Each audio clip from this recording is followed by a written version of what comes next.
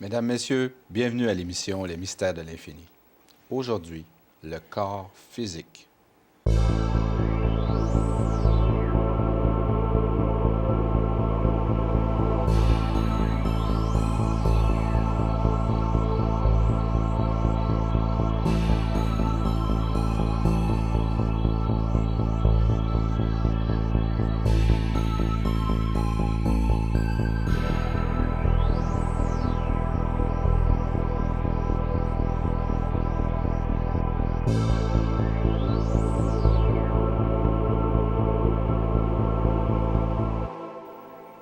Alors, mesdames, messieurs, comme je vous disais, le corps physique est quelque chose sur lequel on semble être attaché.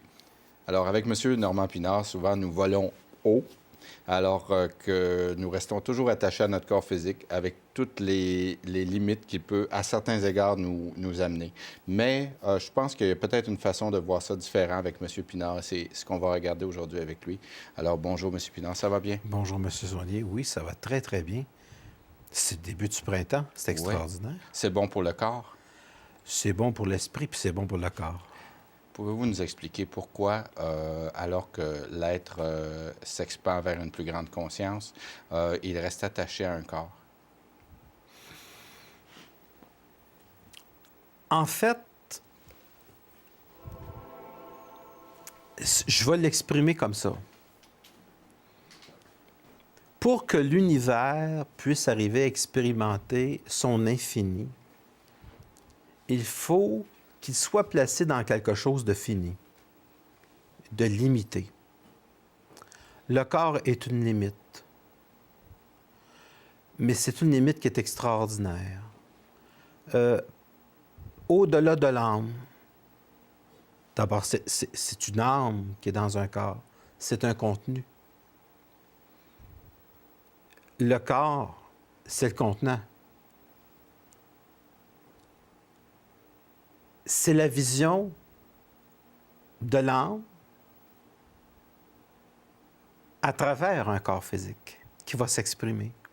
C'est la sensibilité de l'âme qui va s'exprimer à travers un corps. Donc, nous disposons de quelque chose de très densifié. Le corps, c'est quelque chose d'extrêmement dense. Pas autant qu'une roche, par exemple. C'est très intéressant ce que vous dites là. Non, mais presque. On pourrait dire que le corps physique, c'est la roche de l'âme, tellement que c'est densifié. Par rapport à l'âme. C'est très intéressant de donner ce point de vue-là. C'est tellement dense, d'abord, premièrement, à tous les grands angoissés de la Terre, l'angoisse ne vient pas de l'esprit. L'angoisse ne vient pas de l'âme. L'angoisse vient du corps. Parce que le corps, il faut le vêtir. Le corps, il faut manger. Le corps, il faut avoir un toit. Donc, finalement, le fait d'être placé dans un corps nous place continuellement dans un état de survie. Donc, posséder un corps, c'est survivre. C'est extrêmement... c'est une expérience très limitative qui doit être transcendée à travers un corps, vivre des expériences sensuelles qui sont extraordinairement puissantes, qui permet, par sa limitation, de toucher la divinité. Donc, le corps, on pourrait dire que c'est une machine nécessaire à comprendre qu'il existe au-delà du corps et par-delà le corps, un espace, un temps, une matière, une synchronicité qui est au-delà d'elle-même. J'utiliserai cette image-là. C'est comme si Dieu s'était amusé à se limiter pour apprendre à reconnaître son infinité. Et c'est la raison pour laquelle on vit sur Terre. On vit toutes sortes d'expériences limitatives pour transcender, c'est-à-dire pour passer à travers les limites du corps, par la sensualité, par la créativité émotive. On n'a pas fait d'émission qui parlait de sexualité, mais j'aimerais ça parce que si on parle de corps, on ne peut pas exclure l'expérience métaphysique qui est vraiment extraordinaire, qui est la sexualité. Parce que dans la vraie sexualité, une des vraies fonctions de la jouissance sexuelle, c'est de faire une expérience d'infinité avec le corps pour se rappeler qu'en jouissant intensément, on se souvient qu'on a toujours été immortel, qu'on a toujours existé. Alors, une sexualité qui n'est pas strictement une sexualité animale, une sexualité qui est une sexualité complète qui est vécue à travers un corps, c'est une sexualité qui va permettre à quelqu'un de goûter le divin, de vivre le divin. Donc, on pourrait dire ceci du corps, il est une limite incroyable, il est une noirceur incroyable pour se transformer en quelque chose qui n'est plus limité. Alors, le corps, c'est pour vivre intensément.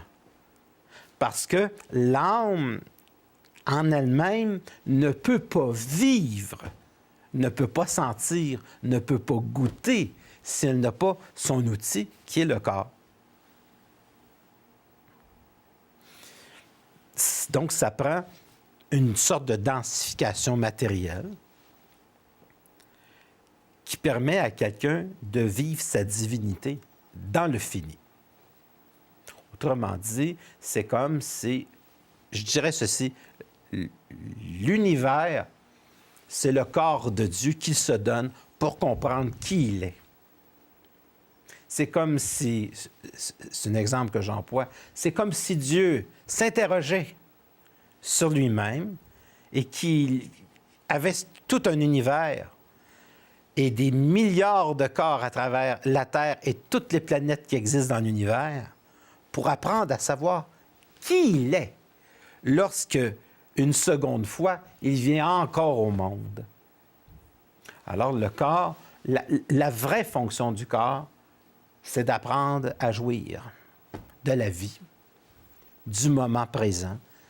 Je ne sais pas, moi, moi, je deviens en transe facilement parce que je suis un individu doté d'une sensibilité particulière. Donc, si je prends du sirop d'érable, la tire d'érable, moi, le problème, c'est qu'il faut que je m'arrête, comprenez-vous?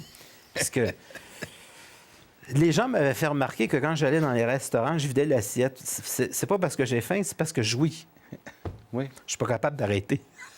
Donc, par exemple, quand on n'a pas bu depuis longtemps ou qu'on n'a pas mangé depuis longtemps, Non. l'effet de s'alimenter ou de boire lorsqu'on est vraiment assoiffé est divin. Bien, dans mon cas, le problème, c'est que j'ai pas besoin de ne pas avoir mangé depuis longtemps.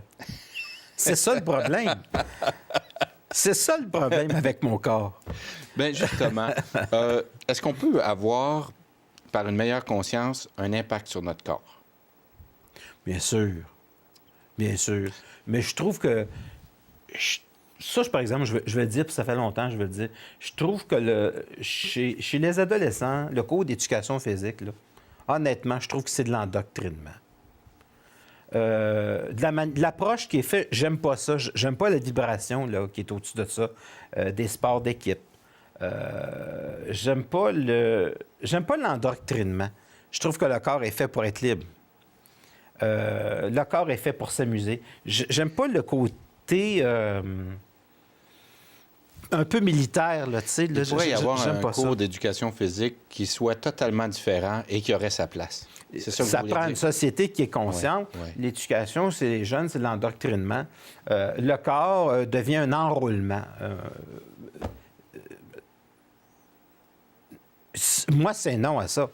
Ça l'a toujours été. C'est pas que vous êtes contre l'activité du corps. Non, mais je suis pour les sports de plein air. Oui. Comprenez-vous? Oui. Moi, je suis un individu de nature.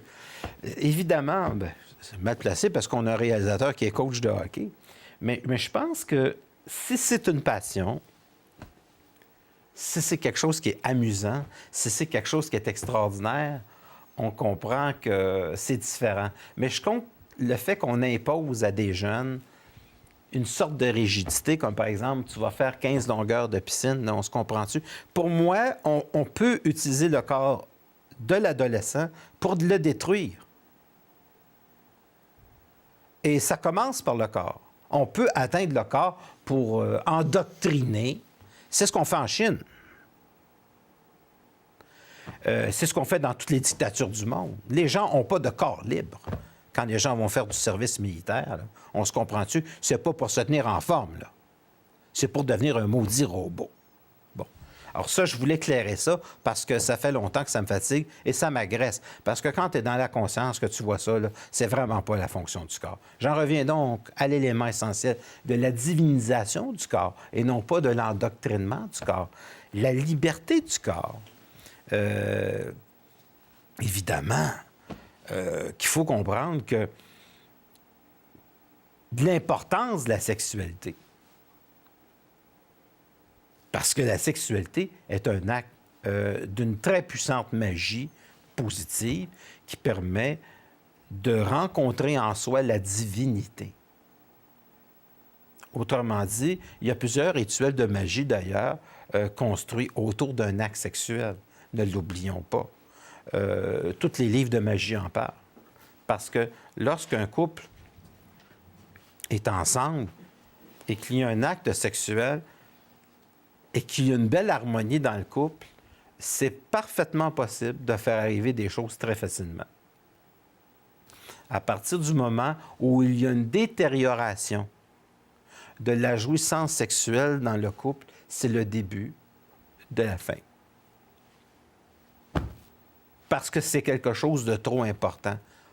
On ne possède pas un corps, on possède une représentation qui semble être matérielle, mais qui en fait est strictement énergétique.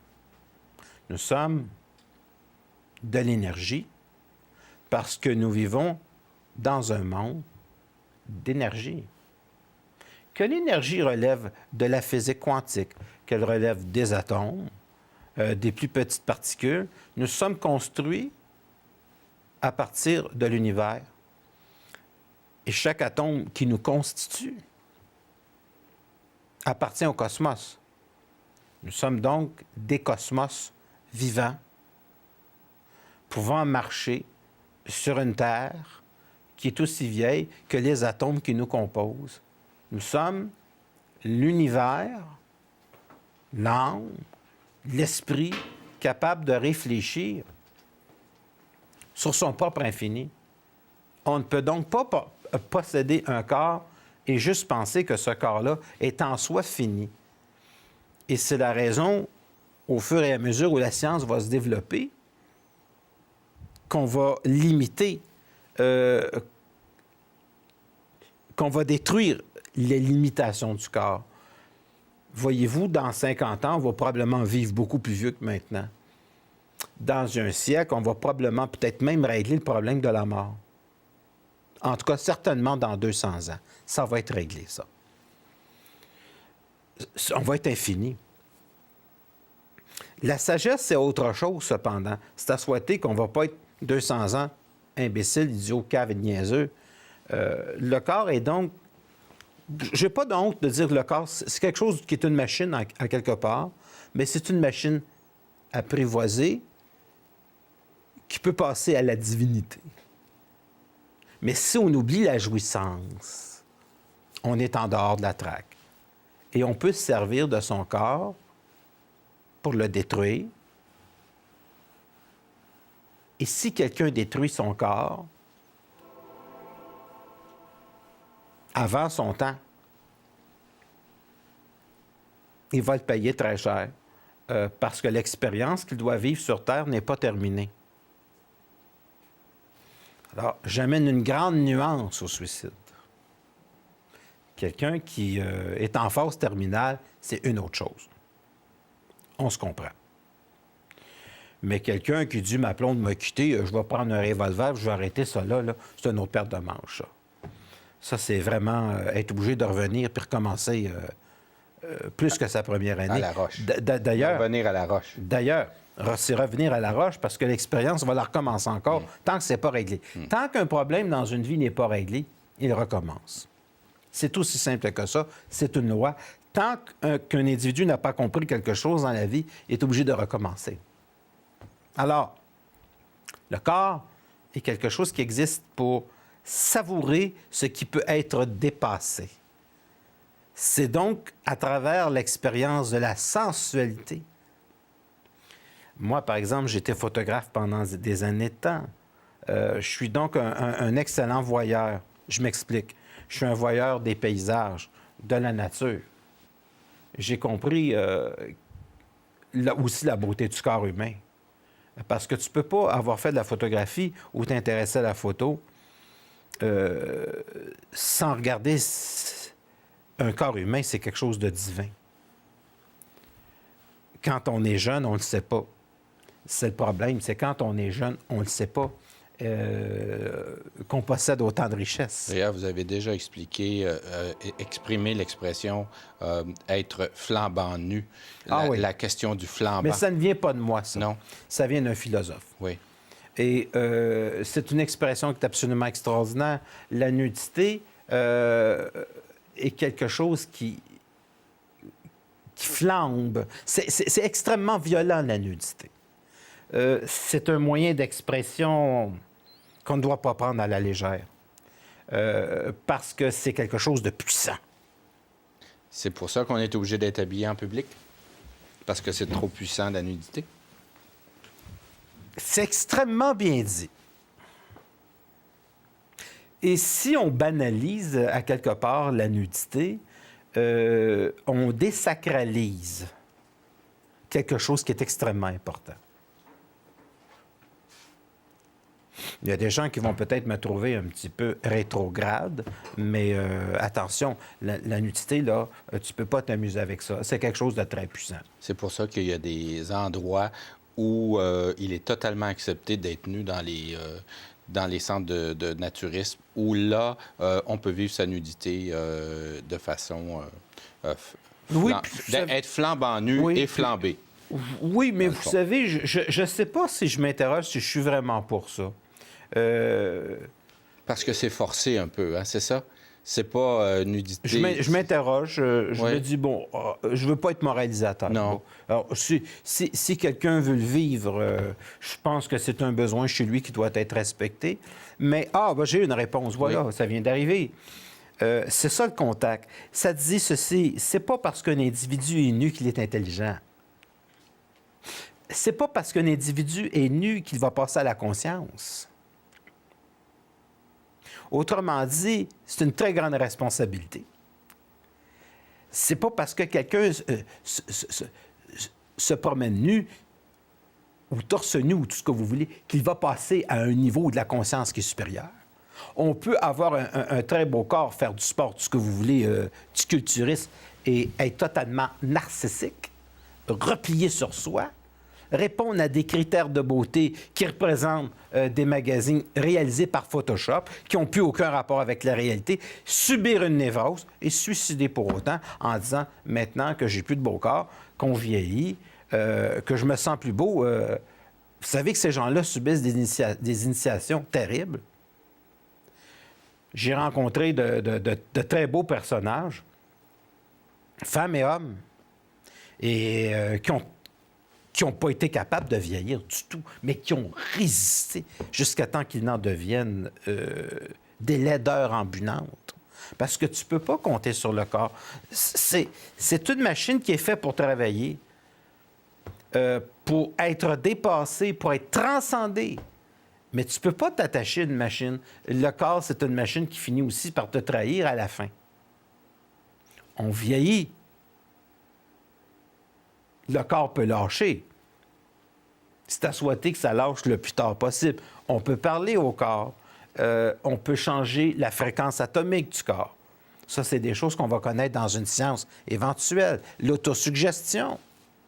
Mais ça existe déjà, quand même. Ben oui, ben, il y a des médecins qui appellent ça l'effet placebo, etc. Déjà là, on peut agir sur le corps, l'auto-hypnose, etc. Il y a beaucoup de choses. Mais ce que je veux dire, le corps, c'est fait pour vivre une sensualité qui est extraordinaire. Et je dirais ceci, ce que je trouve bien chez moi, c'est que cette sensualité-là, elle n'a pas cessé de croître en vieillissant. Puis je me dis, bien ça, c'est au bout de la chose parce que c'est le bout de la vie, parce que finalement, j'ai plus de plaisir aujourd'hui. Parce que quand j'étais jeune, je n'étais pas nécessairement bien avec moi. Et quand on n'est pas bien avec soi, c'est parce qu'on n'est pas bien avec son corps. Puis c'est une chose que j'ai appris, n'est-ce pas, en faisant de la moto, en ressentant l'air, les odeurs, des herbes subtiles, lorsqu'on est sur les grandes routes et qu'on voit de merveilleux paysages. C'est là que j'ai vraiment, par la sensation, transformé mon corps en jouissance. Je l'ai appris. C'est ce que Jean-Pierre Ferland avait appelé sur ce merveilleux vibrateur qu'on appelle une moto. Et Bon. quel beau vibrateur. Ça, c'était Jean-Pierre Ferland. Et... mais c'était pas une Harley Davidson. Une Harley Davidson, ça vibrait quelque chose de rare. Alors, mais on avait quand même des Vulcan. Ça vibrait. Je veux dire que quand on est assis, les fesses sous 1500 cc, ça Pendant devient... 2 heures de temps, ça devient étrange. à la fin, on le sent plus. Mais pour moi, la moto était une machine à voyager dans la nature, un peu ce que d'autres, ça peut être une machine à voyager dans le temps. C'est voyager dans la nature. Mais toute expérience bien vécue est vécu dans le corps pour être transformé en sensation d'infini. Autrement dit, posséder un corps, c'est se souvenir à travers la sensation du corps qu'on est immortel. C'est la plus belle des expériences. C'est quand on sait, quand on est en amour, quand on fait l'amour, quand on est avec quelqu'un que l'on aime, quand on prend un bon verre de vin. C'est pas nécessaire d'en prendre 10, vous comprenez ce que je veux dire. À 10, il y a des problèmes. Mais quand on savoure la vie, on sent une sensation d'immortalité. Et l'immortalité, c'est se souvenir de soi-même quand le monde nous aura complètement oubliés.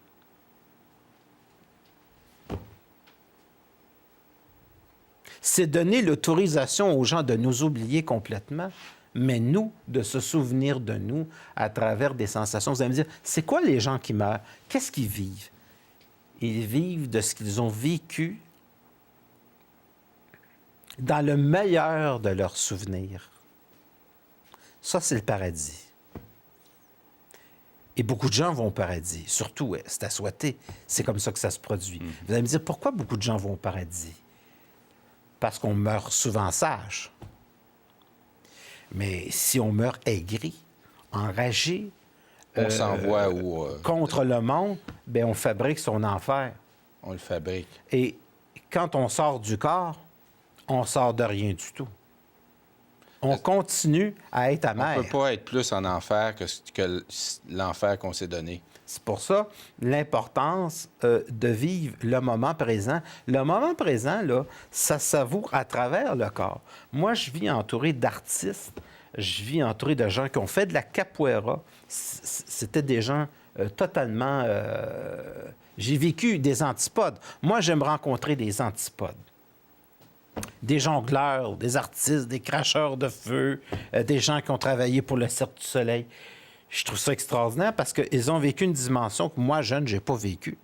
Eux autres, c'est le corps à l'os. D'ailleurs, en parlant de l'os, ils ont à peu près toutes des brisures et des fractures des os. Rendus à 40 ans, ils sont obligés de prendre des anti-inflammatoires extrêmement puissants.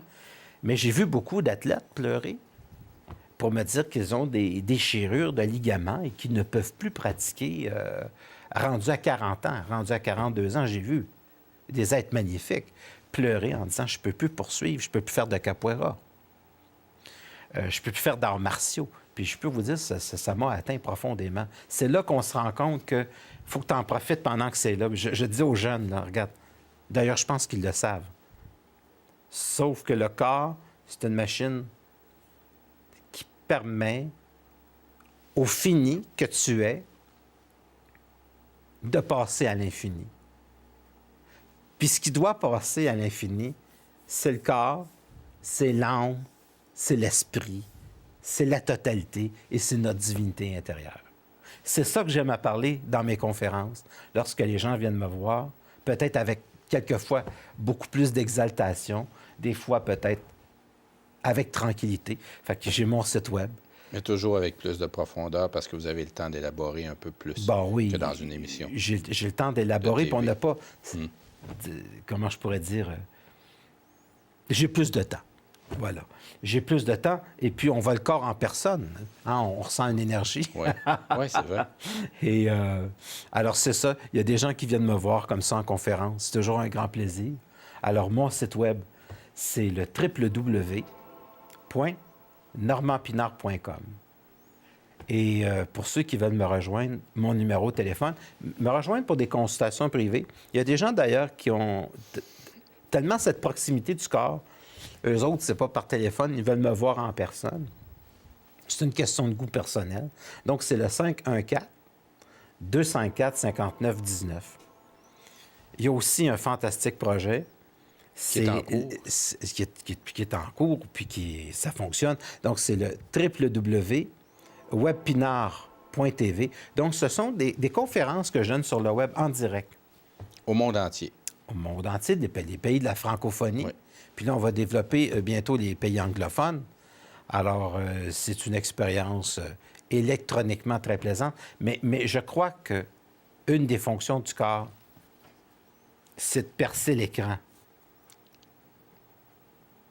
Et que c'est ça la bilocation. C'est être dans son corps, mais c'est en même temps être un peu partout en même temps. C'est une expérience olympique.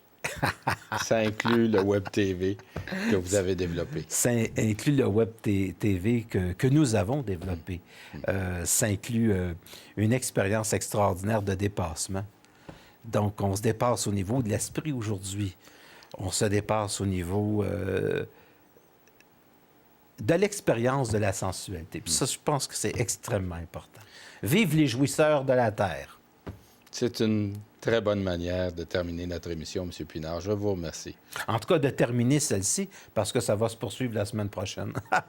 Alors, mesdames, messieurs, donc nous sommes à la fin de l'émission. Vous pouvez toujours nous envoyer vos commentaires à info@tvrl.ca pour nous donner vos commentaires sur l'émission ou poser des questions à M. Pinard. Comme ça, on pourra les répondre lors des émissions.